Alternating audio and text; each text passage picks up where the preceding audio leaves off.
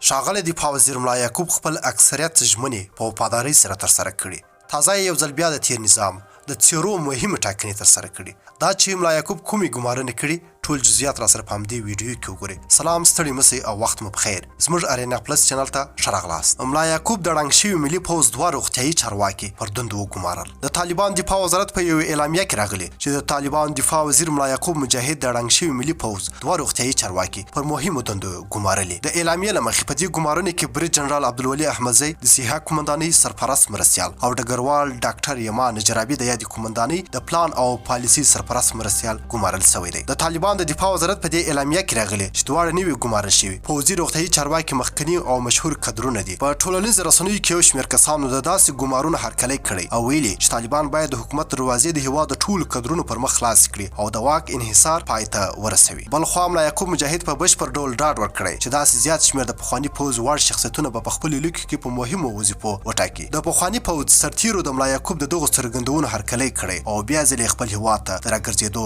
ژمنې کړې. ډېره مننه چې ویډیو مو راسره تر پای وکتل. تر بیا او بلې ویډیو د الله په امان.